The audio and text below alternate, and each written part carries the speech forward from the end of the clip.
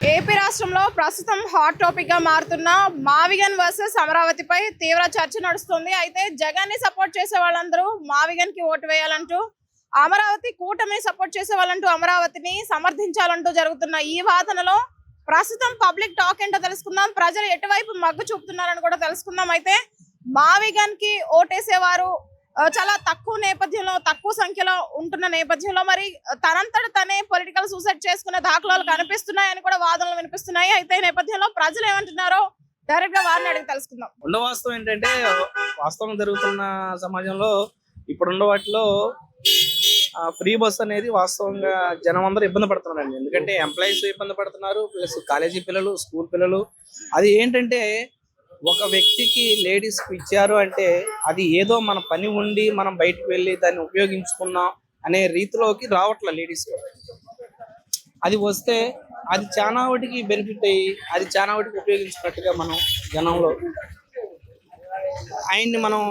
ఆయన మనకి పథకాలు పెట్టినందుకు కూడా దానికి మనం ఏదో ప్రోత్సహించినందుకు ప్రజలు ఇబ్బంది పడకుండా అమరావతి ఓకేనండి. రాజధాని అనేది వాస్తవంగా మనకు రాజధాని ఓకే. అమరావతి వేరే మార్చడానికి కూడా అవకాశం బాగుండదు.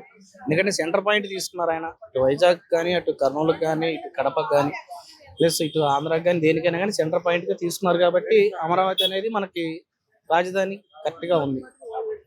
ఎవరికైనా ఫ్రీ బస్ వాడుతున్నారా? మేము అమరావతి అయినా అసలు నేను ఎప్పుడు ఎక్కల.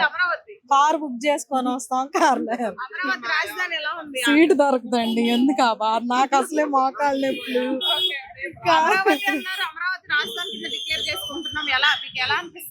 మా పొలం కూడా ఇచ్చాం ల్యాండ్ పూలింగ్ కి. ఇచ్చాం. ఒక 99 సెంట్లు ఇచ్చా కార్లపూడిలో, పల్నాడు జిల్లా.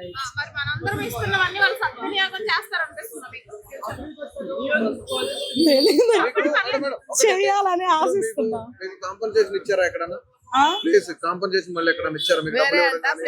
మనీ ఇచ్చారు, 40K పే చేశారు. కౌలు మనీ ఇచ్చారు. మొన్నే కదా మేము ఇచ్చింది. ఫస్ట్ టైం ఇచ్చారు. ఒక 40K ఇచ్చారు. మొన్నే కండి మేము పల్నాడు జిల్లా. రెండు ప్రశ్నలు మావి. ఒకటి, జగన్ ఏమో మావిగానే చెప్తాడు, చంద్రబాబు నాయుడు గారు ఏమో అమరావతి అని చెప్తారు. మీరు దేనికి ఓటేస్తారు? అమరావతికే ఓటేస్తారు. బాగుండాలి పొలం ఇచ్చింది అలా అని కాదు. అంటే నాకన్నా ముందు చాలా మంది ఇచ్చారు కదా, అందరు ఆకాంక్ష అదే కాబట్టి అదే జరుగుతుంది. చంద్రబాబు గారి పాలన బాగుంది. ఆయన తర్వాత ఎవరు ఊహిస్తారు? ఆయన ప్లేస్ లోకేష్ బాబు.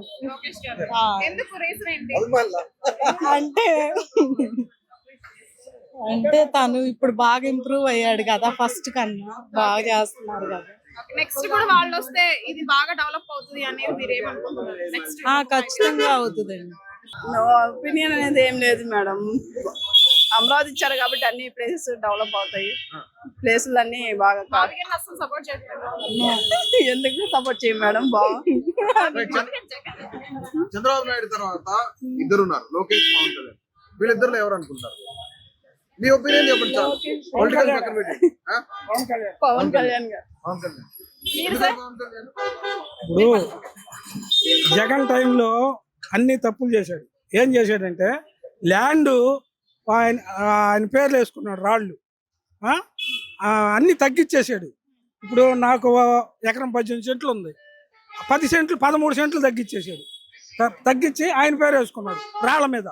మేము 100 సంవత్సరాల నుంచి మా కింద ఉంది ఆ పొలం. ఇప్పుడు ఆయన పొలం ఆయన పేరు వేసుకొని జగన్ వేసుకున్నాడు. సరే, ఈ ప్రభుత్వం వచ్చినాక వీళ్ళైనా సక్రంగా చేయట్లా, అధికారులు చేయట్లా. పైనుంచి ఎట్లుందో కానీ అధికారులు కరెక్ట్గా చేయటంలా.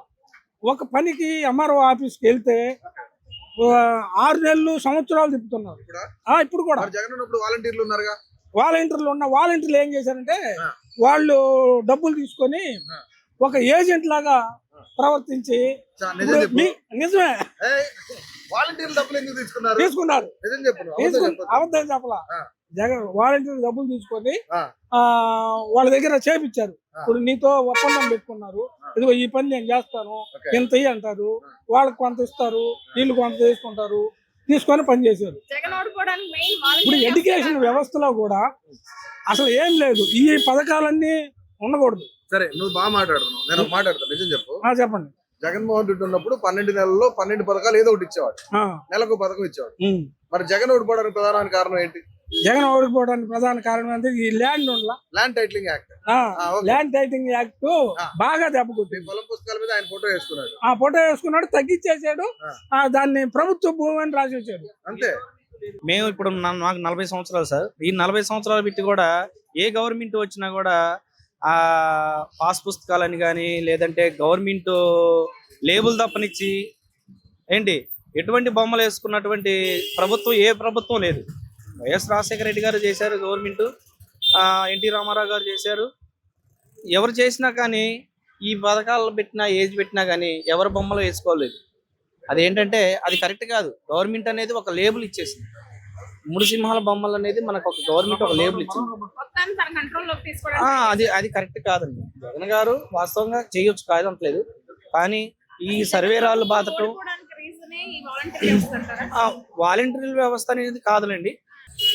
ఒక ఎమ్మెల్యేని కానీ ఒక ఎంపీని కానీ కలవడానికి కానీ లేదా బయట మీటింగ్లు పెట్టినా కానీ ఎవరికి ఎటువంటి విషయాన్ని కలవడానికి ఆయన మనకి ముందుకు రాలేదని చెప్పేసి జనంలో అది ఒక అపోహ పడ్డది.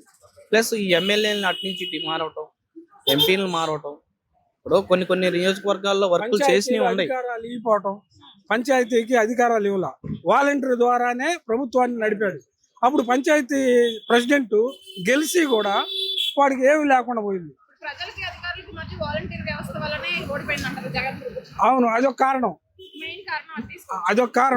రెండోది ల్యాండ్ యాక్ట్. అసలు నా సలహా ఏంటంటే